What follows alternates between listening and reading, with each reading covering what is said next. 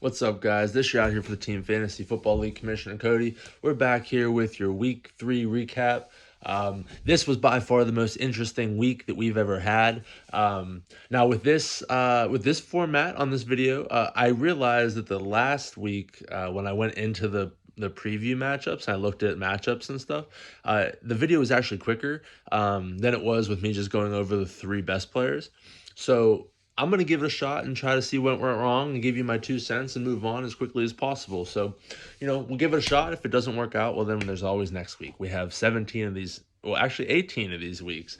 17 if you don't count week 18 because we don't have championship that week. But nonetheless, let's not waste any more time. Moving on. We'll start off with our two-time defending champ, Phil. Again, this is the best I have to say about Phil. What a rough start to the season. What a tough time to be in the spotlight for Phil. As he said in the chat earlier this week, this has been quite a humbling experience. I don't know how else to put it other than that. It has been quite humbling for Phil. Very enjoying for me. I'm enjoying watching Phil lose. Unfortunately for Phil, so as I said, Phil lost. What was he last week? Number 15 in the power rankings last week. Phil coming up short, 177.28 to Hobert, number 7 in the power rankings, to 195.4. So what went wrong for Phil? Miles Sanders didn't do much for you. That didn't help. Quintez Cephas put up 1.8, Allen Robinson 4.7. Everybody else, I mean, your defenders, stuff like that, that's all up in the air. Now, everything I said before, I looked previously, there was nothing that Phil could have done to win this game. Then maybe Antonio Brown play and do better than Quintez Cephas.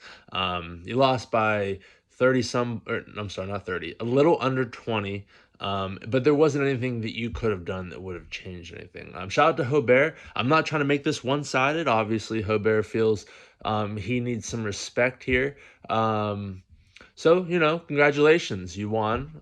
You are 2-1 now. You know, Not a big Juju fan, but Stephon Diggs still hasn't shown up for you this season. So until he does, I do worry a little bit for you, but because he was your first round pick. But Justin Herbert, 44 points, that's solid. Aaron Jones with 21.35. Melvin Gordon, 19.6, also. Nothing else really stands out. Jameis Winston had an underperformer, 18.07. His kicker put up 14 points. Shout out to him. Um, you know, Shout out to Hobert for getting the dub. I don't know if there's much more I can say about this matchup other than Phil's 0-3. Very humbling experience for him. Moving on, we have your other two-time champion, Scott, versus, well, let's get the power rankings back up here. Number 2 power ranking Scott versus number 12 power ranking Joe. Scott comes out victorious 202.88 to Joe's 185.07. Let's see what happened in this matchup here. Even without CMC, he survives 7.75 from CMC, even though he didn't play. It kind of equaled out to David Johnson, 1.6 points for Joe. It also didn't help that Joe's quarterback, Zach Wilson, rookie quarterback, unfortunately put up 0.35. It's going to be a rough season for the Jets, especially with that offensive line. It's trash.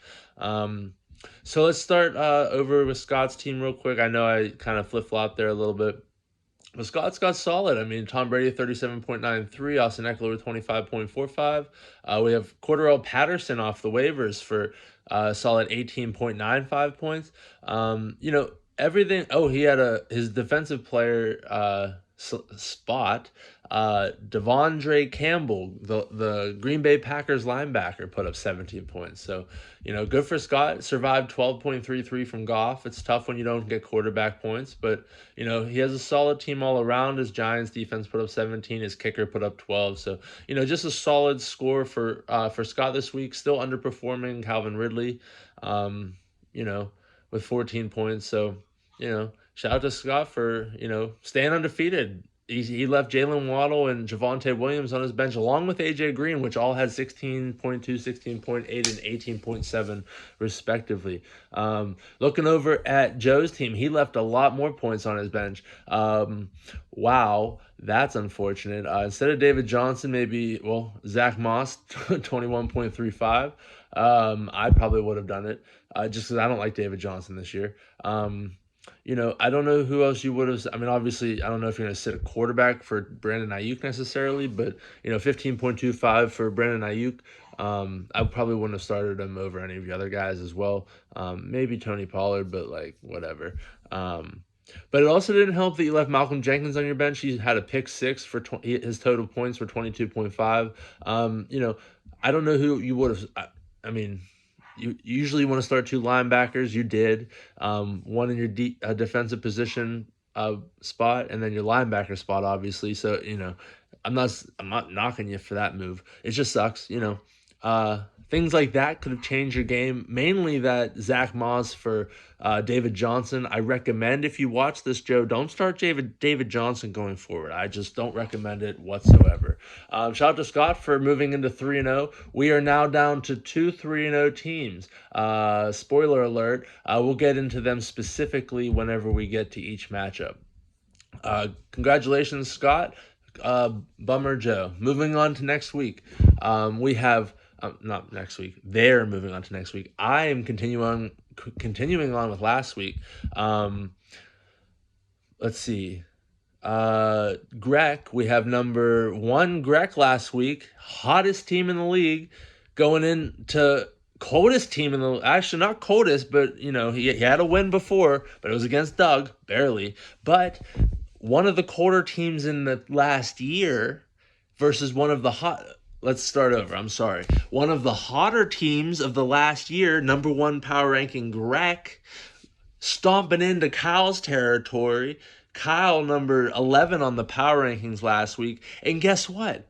Kyle comes up victorious because of a stat correction. I didn't take a look and see what that stat correction was. It wasn't of the utmost importance to me personally, so I didn't take a gander.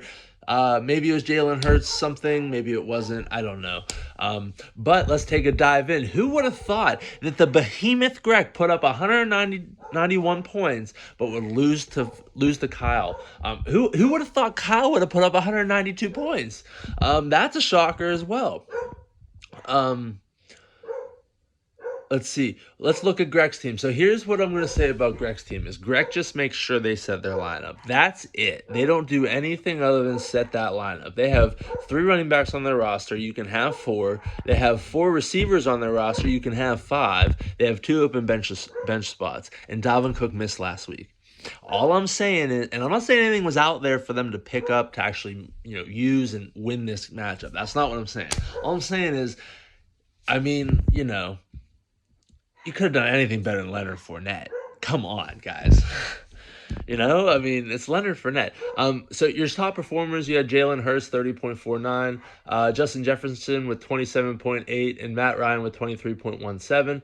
Also, shout out to DJ Moore for them for 21.75. Their defense and kickers and punters and all that stuff is all under 10. I'm not even going to get into that. I guess their one linebacker put up 15 points, but they don't really give a I don't think they give a care about that side of the ball. They just want to set their lineups so they don't hear shit from me. Well, it's not working this week, at least on the scoreboard. I would like to see more movement from them. They don't watch this, and I know that they're not going to watch this, so it's fine. We'll attack that later.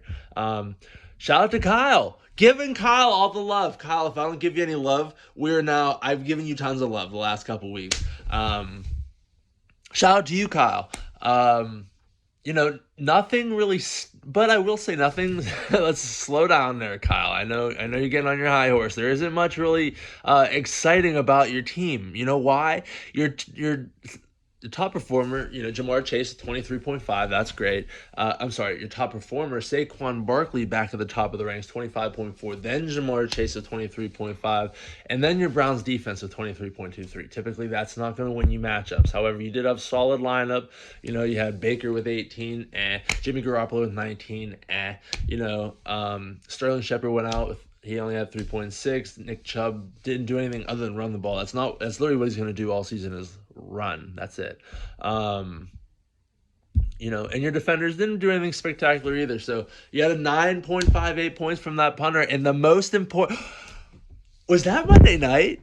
That was Monday night. Did I tell you guys that the punters were so important? Kyle had 9.58 points from his punter. That was the Monday night game, right? Yeah, dude, what a revelation. You guys say that the punters aren't important. Kyle's punter put up 9.58 points. You might think, oh, it's only 9.58 points. Kyle only had, let me just make sure, that's all Kyle had. I made it a point. Did you guys notice? Fill your Dow. Yeah. Oh my goodness. I told you guys, punters are real. Every Monday morning, for those of you that don't want, obviously you're not in the messenger, so you don't know, but every Monday morning, I come out with my thoughts and feelings about what happened on Sunday football, and I send the group chat, with each matchup, just random thoughts of what I'm excited to see, and, wild scenarios, just create some entertainment for the guys, and see what could happen on Monday night. I said it would be wild to see Greg make this comeback, which they definitely can because they had Jalen Hurts, who put up the 30.49. Actually, that was it. It just was Jalen Hurts going into Monday night versus Kyle's punter. And guess what? Kyle's punter won him the freaking game. If you guys aren't in on punters, I don't know what you're doing. You're missing out. Shout out Kyle for picking a decent punter. Actually, he just picked his homer team. Actually, he hates that team now. But I just want to say how exciting it is to see punters decide a matchup. Let's go. Kyle, if that's not love for you, I don't know what is. I'm on Team Kyle going forward. Moving on. Shout out to Kyle. You're now 2-1, and Greg is now 2-1. Who would have thought Kyle would be 2-1? Kyle's continuing this winning streak, and I'm so happy for you. Winning with the punter just set my entire mood for the rest of this video. Shout out to Kyle. Let's move on. Let's get into the next one. What the hell is going on with this shit, guys? All right, so we have quarterbackless Doug, who actually had a quarterback this week, Justin Fields, against Brandwagon, who I thought this would just be a cakewalk, right? Doug number 16 last in the power rankings versus number 8 Brandwagon in the power rankings. Doug comes up victorious, 214.56 to Brandwagon's 210.13. And here's the crazy thing, right? Okay, so those who haven't followed for whatever reason or doesn't watch the videos, here's what's funny. You can only have 2 quarterbacks. It's a 16-team league. I'm not allowing people to have 3 quarterbacks on their roster. You can only have 2. It's a keeper league as well. Doug chose to draft. This is his inaugural season because I expanded this year to 16. Doug chose to draft Justin Fields and Trey Lance. Now, whether or not that's a great move down the line later this year, that's not the question. The question is, you can start 2 quarterbacks, and Doug didn't technically come into the season with 2 starting quarterbacks. Doug finally has a whole week with a whole starting quarterback, Justin Fields, projected 23.3 points. And then Justin Fields does nothing but put up minus 5.33 points. Minus 5. Doug even gave Brandwagon, he said, fuck your quarterbacks. I'm going to take away 5.33 points, and you're still going to frickin' lose. And guess what? He did just that, because if Dak would have got credited that touchdown earlier in the game, I bet you Brandwagon wins this matchup. And that's pretty much the difference, because Dak rushes for 6 points compared to throwing for 4 points. Brandwagon will win. Doug, this was the biggest flex in the world for you to win my league.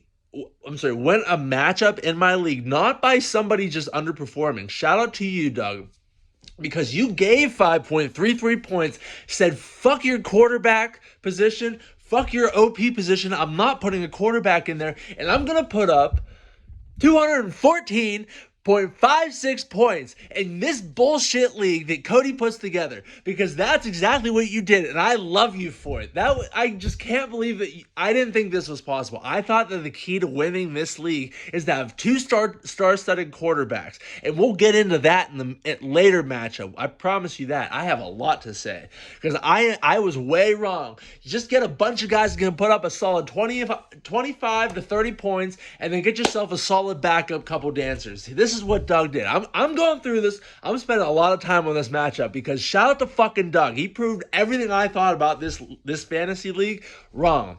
Minus 5.33 for Justin Fields, 28.15 for James Robinson, 32.2 for Devontae Adams, 30.6 for Cooper Kupp, 13.6 solid for Tyler Boyd. Logan Thomas, 12.2. Mike Williams in his OP position. Fuck you, Cody, and fuck you, Brandwagon. We don't need no quarterbacks. We're putting Mike fucking Williams, top 10 pick, 5-10 years ago, I don't know how long it's been, finally puts up 34.2 points. Oh, like, not finally. I mean, he's done it before. I know. I'm just ranting because I'm just so obliterated by how Doug just won a matchup with no quarterback. And not just no quarterback, a quarterback that gave away 5.33 points. I'm just flabbergasted. It's mind-boggling. Doug could have won by 9-10 points if his quarterback put up 0, just didn't play. But imagine if you put up actual points. Like, we could have easily had the first 250-point game if Justin Fields did what we thought Justin Fields could do. Anyway, let's move on. Miles Jack is defender in his linebacker slot, 13 points. Chris Jones in his D lineman spot, 4. We have Harrison Smith in his DB slot, 12.5. Tremaine Edmonds in his defensive position slot, 11. Ravens defense, 12.82. Matt Gay with 11 points. And Presley Harvin, the third, with 4.62. I know I don't typically go through shit like that because I spent so much time on this matchup and on this team. I'm really just sucking Doug off, to be honest with you, because he just blew my mind. Even Trey Lance, the non-starting quarterback on his bench, put up 6.35 because he ran for a goal line touchdown. His starting quarterback put up minus 5.33. If this isn't mind-blowing to you, you obviously aren't paying attention to my league, because there is so many positions, and the fact that Doug doesn't start a quarterback is just mind-boggling. I mean, he left Sony Michel on his bench with 15.9 points. I mean, just solid play. I love you. Congratulations, Doug. You did something I didn't think was possible, and you did it in just a shut the fuck up fashion. I know that's not what you're saying or anything like that, but like that, I love it. I just love the energy from your team. It's incredible. Brandwagon, I'm heartbroken for you. I hate that it was you. I like your team a lot. I don't love it necessarily. I think Jonathan Taylor is way overrated. As you can see, he put up 10.4 points, and that's your number one running back. 14 points from a number one running back. Remember Julio Jones? I have a feeling you're going to feel that same way about Jonathan Taylor. Just saying. Anyway, I'm just not the biggest Jonathan Taylor fan. Not that it's going to change anything. It's just, I'm sad for you. If he got you 14 points, you win the game. Not 14, but 15 probably, whatever the math. I'm not doing math, but I am all riled up. I can't believe your linebacker put up 20 points, Brandwagon. Both your linebackers combined for 36. That's crazy. I feel so terrible. You had a solid top to bottom score. You put up 210 points, 210.13, and you lost to Doug. I know, I'm not trying to rub it in, Brandwagon. What an incredible week of fantasy football this was, just for my league. I hope that you guys can feel the energy. Let's move on, because from Kyle to Doug, who would have thought those two would just blow my mind and just make this video so great? Moving on. All right, we are with number 10J versus number, what was I? Oh, I need to leave that up here. Versus number 3, Cody. This was a stinker of a matchup. 123.24 for Jay to 154.97 for Cody. Well, here's what happened. Jay didn't start a running back. because he did. Darrell Henderson put up a goose egg because he didn't play. Robbie Anderson put up a stinker with 1.8 for him. Devin Bush, one of his linebackers, put up 2 points. Just an overall disappointing day for him. He put George Kittle on his bench with 18.85. But at the end of the day, there wasn't much of any. I guess if you would have finagled some shit around, you probably could have made it really, really close. Let's see, 14, that's 32. Okay, so if you would have finagled some stuff around and put Kittle in there with Hardman, not that you would have put Hardman in there, but if you would have probably beaten me. However, my bench left a lot of points as well, so I could have said the same thing. I actually have more bench points than you. Jamal Williams on my bench was 17.7, and Jacoby Myers with 18.4. I tried to get really cute here. Not really cute. Tyson Williams has been really solid, so 3.45 points. I don't know what he was doing there. Rondale Moore just decided, I'm only going to play 20 snaps or whatever it was. He just wasn't a focal point of the offense. 2.15. Blake Martinez tore his ACL in the first quarter, so he had 2 points. Budda Baker, not Budda Baker. He has 8. That's solid for DB, I guess, unless he has a turnover. So whatever. And he's a solid scorer. My defense didn't do too well. Just an overall difficult week for the balls to the Waller. But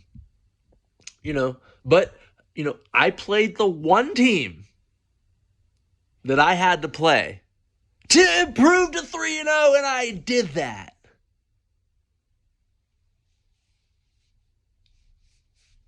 You guys better hope I do that again, because it's not going to happen again. I'm just saying. Moving on. I'm not going to spend too much time on that one. There's not much to really talk about. I beat Jay in the Stinker Bowl. Shout out to me for getting lucky. Moving on. We have number 9, Dylan, versus number 6, Liam. Dylan falls to 0-3, 179.58 to 238.01, and a heartbreaker to Liam. Not that it was a close heartbreaker. It's just Dylan fell to 0-3. He's having a rough start to the season. I felt like he would have a better start to the season, as I said in the draft video and other things. What can you do except make some trades and keep pushing on, I guess. His star power was Derek Carr with 28.14, Joe Burrow with 28.23, and then your next guy, you had tied Keenan Allen 19 with your linebacker, Denzel Perryman with 19. Unfortunately, that's just not going to get it done. You had a bunch of singles there. You would have beaten me, so it's not like I'm talking shit. You would have beaten me. That's a fact. So, just unfortunate. You just had a rough draw this week against Liam. I get to play Liam next week for the second time. I got lucky in week 1. Geez Louise, am I scared now? We'll get into that in the next video. Liam just a solid top half of his team. I don't know if he looks at the bottom half of his lineup as well. He kind of does, I guess. 45.92 for Matthew Stafford. Derrick Henry came back down to earth with 27.4. DK Metcalf with 23.7 finally shows up. Kareem Hunt finally showed up with 30 points for him as well. In his defensive slot, he had a linebacker, Kenny Young, for the Rams, put up 19 points, so that's pretty solid. His kicker put up 16. Those are the things that are going to get you to 238, despite having 4, 4, 9, 6, 9, a couple of those duds. But that's also, guys, I just want to make a note. That's the difference between. Oh, and boom, we would have real knee slapper there, guys. Boom, if you would not have started Julio Jones, it comes back to fucking Julio all the time. I'm tired of this. Get rid of Julio. Drop him off your team. I'm tired of talking about Julio. If you would have sat Julio and finessed some things around and put Alexander Madison in there, you would have hit 250. You would have been the first 250 person this year, but you didn't do it because... Oh, well, who am I going to sit down? I'd have sat Julio 5 times and then do it again 5 times. That's all 10 times out of 10, 100 out of 100. All the time. I'm so tired of Julio. But, you got the win. You had the most points of the week. I'm really just picking hairs at this point. And I'm very nervous. As you can see, I'm just rambling to get rid of my nerves. Oh my gosh, you left 20.5 points from a cornerback on your bench. Henry Ruggs had 13. I don't want to play Liam next week, that's for sure. Sorry, Dylan, you ran into a brick wall. Liam is that brick wall. Moving on, we will get into why two quarterbacks are not as important as I had thought they were. Craig, number 13 in the power rankings, versus Will, number 5 in the power rankings. Craig with the upset, 200.15 to 174.56. So just before we get into all that extra shit, let's look at Craig's team because Craig won. Let's give him that respect. Well deserved. Ben, a 19.87, it's serviceable. Not preferred, but as long as you have guys that blow up and you hit that 200 mark, that's all you can ask for. So great. Najee Harris finally shows up, got like 14 catches or some shit. 34.2 points. DeAndre Swift with 27 points. Man, I was way wrong about him. Chase Claypool, 18.6, even though he's out this week. Coming up. Jacoby Brissett, 25.25. That's solid. Craig put up 200 points with James White putting up 0.85. I think he broke his hip or something like that. His Cardinals defense put up 25.17 points, so that's also pretty solid as well for Craig. Things like that, you can overcome a punter with 1.61. That 1.61, you can look at it with James Washington and 0.85 as well, but that 1.61 got you to 200.15. I just want to say the punters are real. Looking at his bench, nothing really. I guess left Cole Beasley on your bench. I guess you'll start him in that flex instead of James Washington going forward, huh? Christian Kirk, with Ron, I don't know what to say about Rondale Moore and Christian Kirk. And I was talking to Craig on Xbox recently.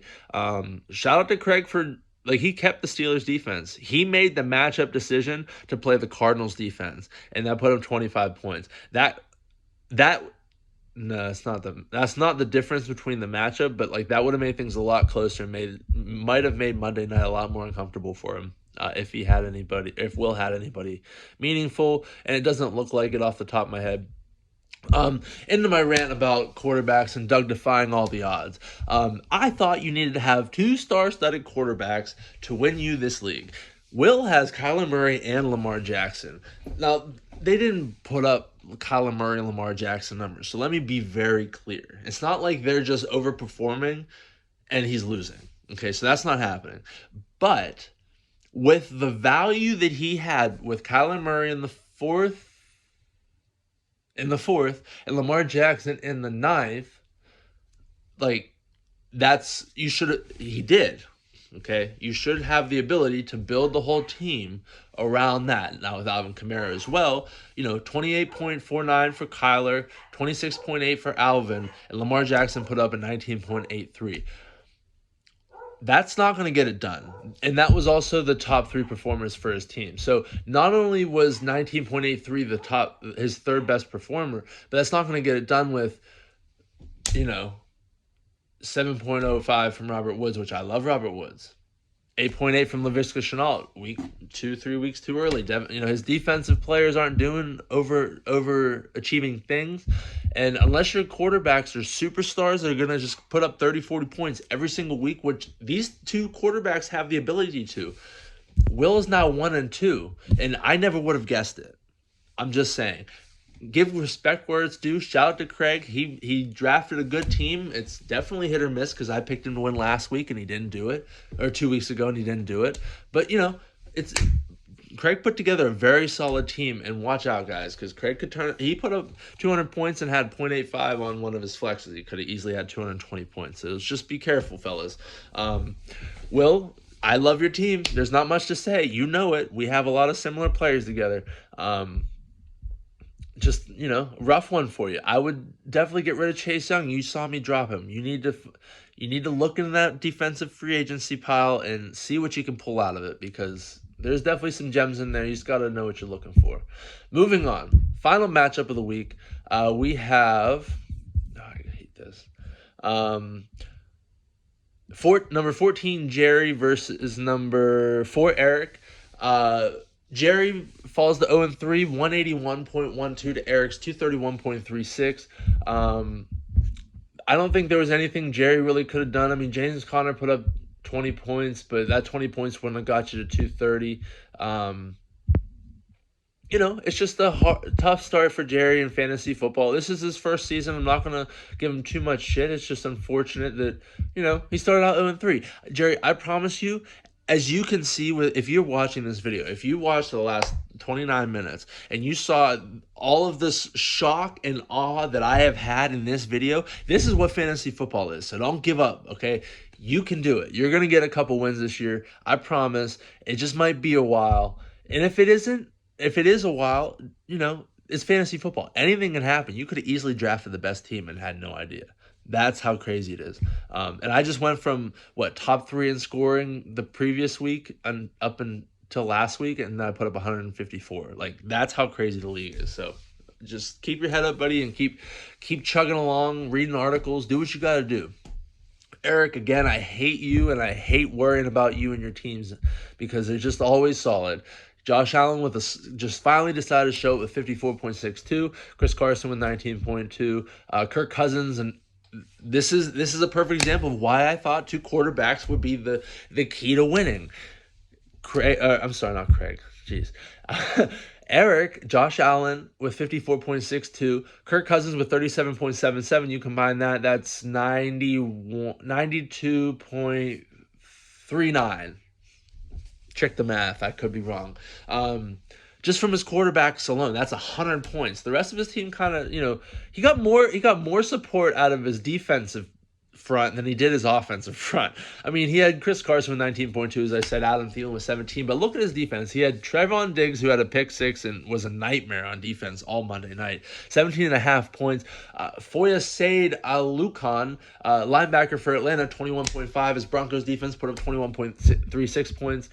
His punter put up 11 points. That's like the most points I've seen. I think there's been more, but that's what I'm saying. Like, he could have put up 250 easily. One of his defenders put up 1 point. Like, not that you can predict that. AJ Brown got hurt. You could have predicted that. That's 0.55. This is a week Tyreek Hill put up less than 10 points. I mean, Jesus Christ. Watch out for Eric going forward. No, don't forget, he left Brandon Cooks on his bench with 21.95 and Tyler Higbee with 14 points. So no matter who goes on by, Eric has somebody to plug in.